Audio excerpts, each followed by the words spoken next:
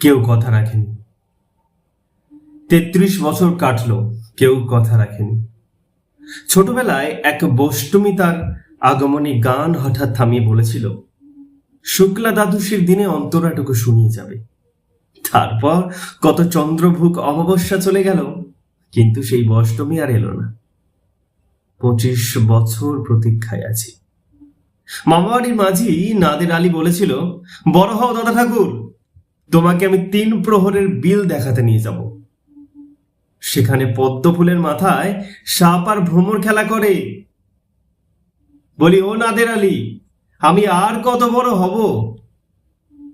আমার মাথায় ঘরের ছাদ পড়ে আকাশ স্পর্শ করলে তারপর বুঝি তুমি আমায় ৩ প্রহরের বিল দেখাবে?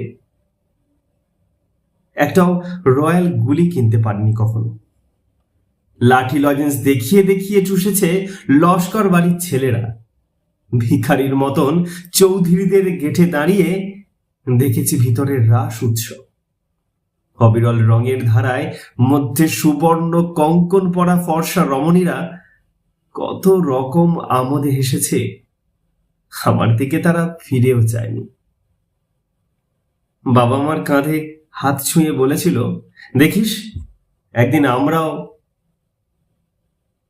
বাবা এখন অন্ধ, আমাদের দেখা হয়নি কিছুই। সেই রয়্যাল গুলি, সেই লাঠি লজেন্স, সেই রাস উৎসব আমায় কেউ ফিরিয়ে দেবে না। বুকের মধ্যে সুগন্ধি রুমালে রেখে বরুণা বলেছিল, যেদিন আমায় সত্যিকারের ভালোবাসবে সেদিন আমার বুকেও এরকমের আতরের গন্ধ হবে। ভালোবাসার জন্য আমি হাতের মুঠোয় প্রাণ নিয়েছি, দুরন্ত ষাঁড়ের চোখে বেঁধেছি লাল কাপড়। বিশ্ব সংসার তন্ন তন্ন করে খুঁজে এনেছি ১০৮টা নীল পদ্ম, তবুও কথা রাখেনি বরুণা। এখন তার বুকে শুধুই মাংসের গন্ধ। এখনো সে যে কোনো নারী, কেউ কথা রাখেনি।